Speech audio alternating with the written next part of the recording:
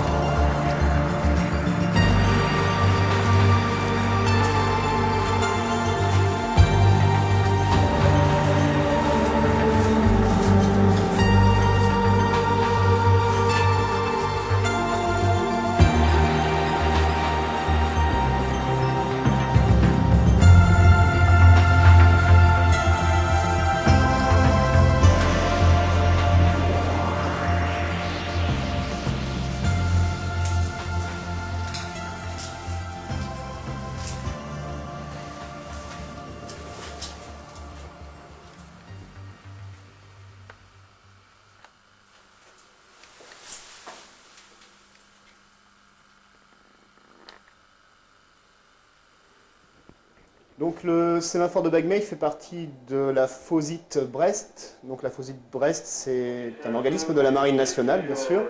FOSIT, qui veut dire Force opérationnelle de surveillance et d'information territoriale de Brest. Donc là, on a un petit poster qui nous rappelle un peu tous les sémaphores de la FOSIT Brest. Il y en a 26 donc, sur toute la côte atlantique. On va partir de la frontière espagnole jusqu'à peu près au haut de Mont-Saint-Michel. Donc il faut savoir que donc la Faucille de Brest est donc commandée par le capitaine de corvette, hein, Schaeffer, qui se trouve ici, qui est donc vraiment notre commandant, on va dire notre commandant organique.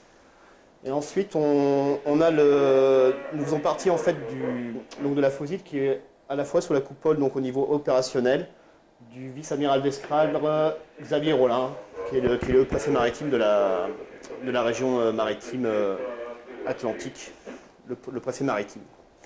Voilà un peu qui sont nos autorités. Donc le sémaphore de Begmey est un sémaphore de deuxième catégorie. Alors, il faut savoir que les sémaphores, on a trois types de sémaphores. On a les vigies, donc qui sont souvent placés à l'entrée de gros ports de commerce ou de ports militaires, tels que la vigie du STIF à l'entrée de Brest ou la vigie CP à l'entrée de Toulon. Et du côté de Cherbourg, la vigie du Haut-Mai. Ensuite, on a les sémaphores de première catégorie qui, eux, sont armés donc 24 heures sur 24, 7 jours sur 7 bien sûr. Et les sémaphores de deuxième catégorie, donc comme Begmey, où on est ouvert uniquement du lever au coucher du soleil. Donc le sémaphore de Begmey est armé par 5 personnes. Nous sommes donc 5 personnes de la Marine nationale à être affectées donc, dans ce sémaphore. Il faut savoir que pour information, les affectations en sémaphore durent environ 3 ans, c'est-à-dire que tous les 3 ans nous sommes mutés, nous changeons de sémaphore. Il y en a qui aimeraient bien rester 10 ans dans un sémaphore tel que de Begmey, et bon, il y a d'autres endroits qui sont peut-être un petit peu moins sympathiques. Donc il faut que tout le monde profite un peu des emplacements du sémaphore.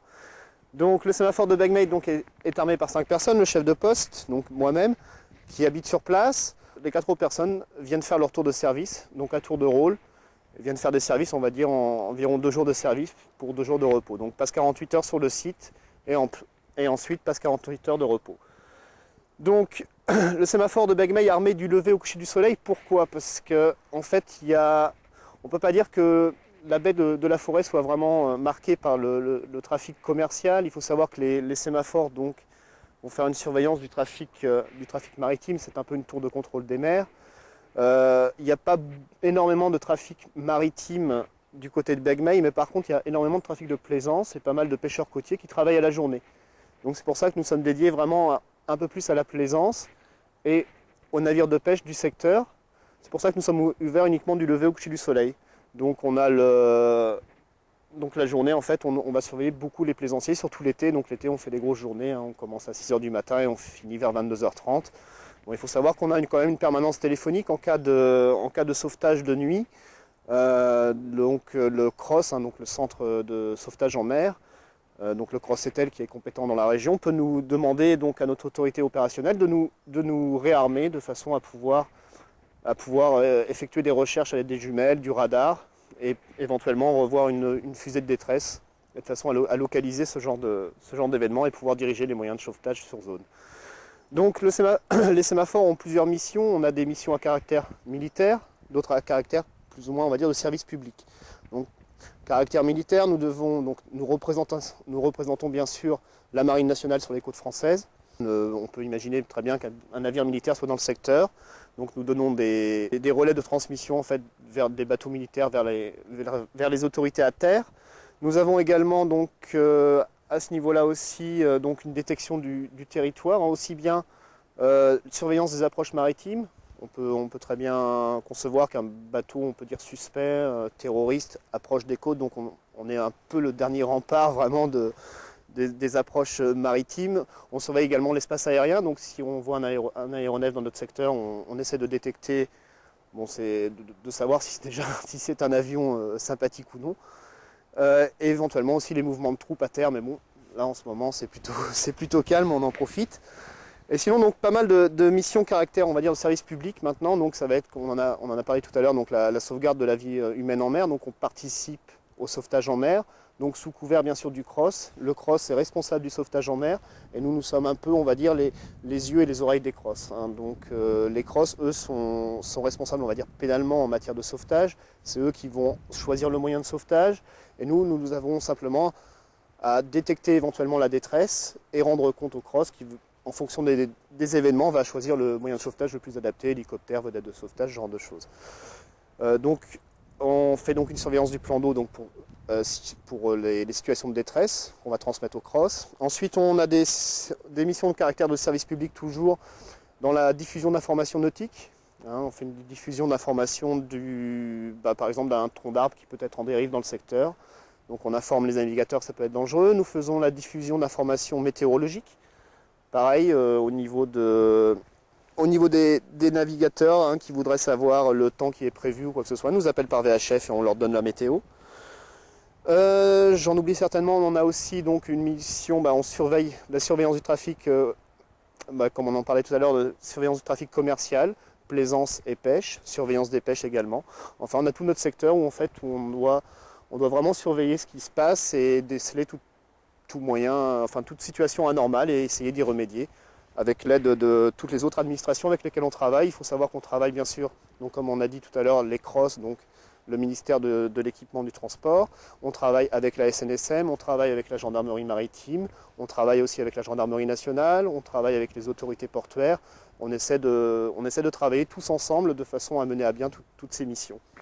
Donc là, on se trouve à la passerelle, donc le lieu de travail proprement dit du sémaphore, avec pas mal de matériel à notre disposition pour effectuer nos missions et les mener à bien. Donc on a un système informatique pour tout ce qui est secrétariat administratif. Ensuite, on aperçoit les jumelles, bien sûr, c'est le premier outil de travail. Donc pour déceler toute anomalie en mer, donc on utilise ce genre de matériel. Nous, on a ensuite un système de transmission, fax, telex, donc propre à la marine, pour rendre compte de ce qui se passe dans notre secteur à nos autorités. Ensuite, là-bas, nous avons tout un système de radio, donc un VHF, radio maritime. C'est une VHF en fait qui nous permet de changer de canal. On a les canaux ici, donc on change de canal comme ça, donc là on est sur le canal 10. Et si on se met sur le canal 16, on se met sur le canal 16. Et on a exactement les mêmes fonctions, sauf que c'est mécanique, c'est digital, c'est le même principe, sauf que c'est un peu plus petit. Bon, on a exactement les mêmes fonctions avec le canal 10 ou le canal 16.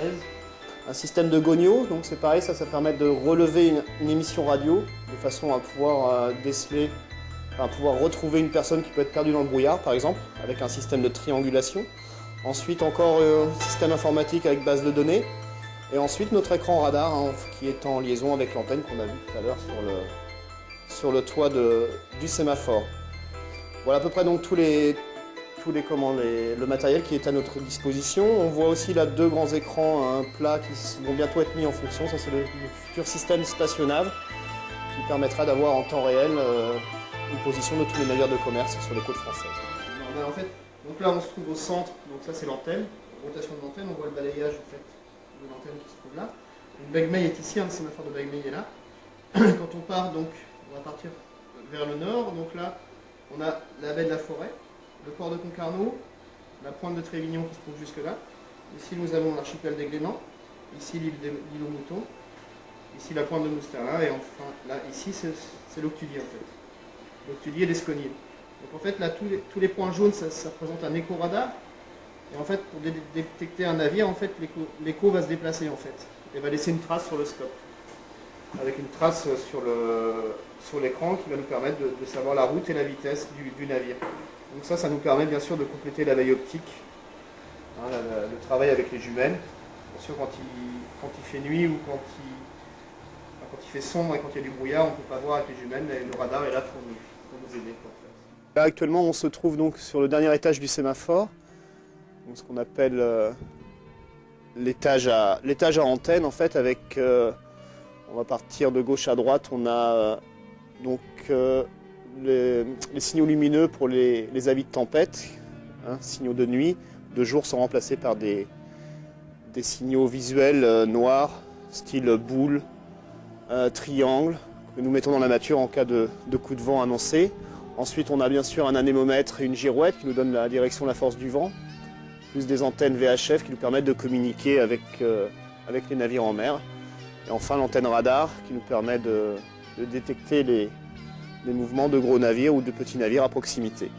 Donc tout ceci est relié bien sûr à tous les appareils que nous avons donc sur la parcelle inférieure, donc ce qu'on appelle la chambre de veille.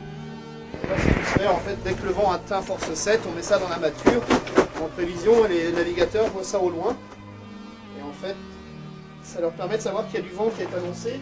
Quand le vent forcit également et toutefois, nous avons encore d'autres signaux, des signaux triangulaires qui eux permettent en fait de prévenir toujours les navigateurs qui sont loin pour savoir s'il y a un coup de vent prévu. Donc nous mettons ça sur cette drisse là.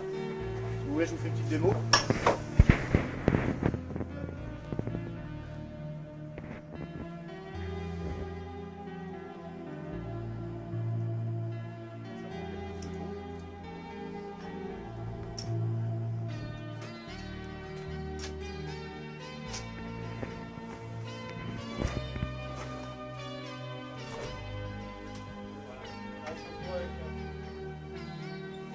Signal visible à peu près à une dizaine de kilomètres.